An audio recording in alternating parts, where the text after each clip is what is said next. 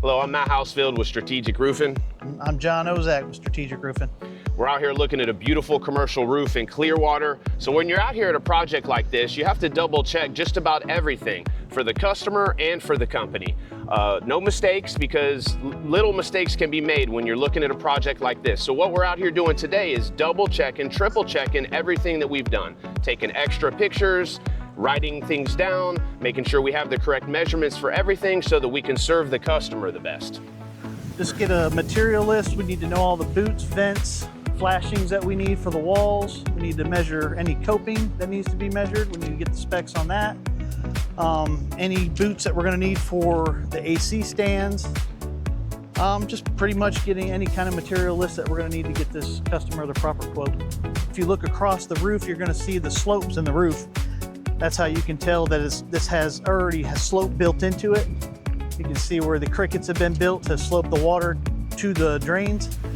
This is a lightweight concrete deck, and they built the slope in with the lightweight concrete. So when you're doing a roof that is this size with all these different intangibles involved, you have wires, you have vents, you have things that you have to make sure that you pay attention to in the course of you tearing off the roof and putting it back. These are the things that we're meticulous about. These are the things that set Strategic Roofing apart, because we're very, very considerate and also very complete when it comes to our assessment of what needs to be done on roofs that take this much care. Because when you're talking about a roof that is this big, which has this many components to it, it is very easy to miss something, and you don't want to miss something for the customer.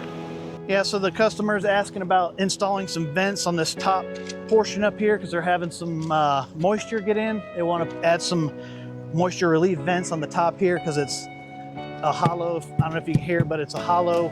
It's hollow inside, and it has metal beams, and they're getting moisture in, so they just want to add some vents on the top of here to allow the moisture to get out. So TPO has some reflective properties, very good against the sun, very good at like a secondary barrier to keep your building a little bit more cool. Modified bitumen by nature, you know, it's granulars, it's asphalt, it's got oil in it. And so it's attracting the sun more than the TPO products does. On a building like this, it could be significant. On smaller commercial buildings, it's not that much, but on a building like this, the power saving could be significant because of the reflective properties that the TPO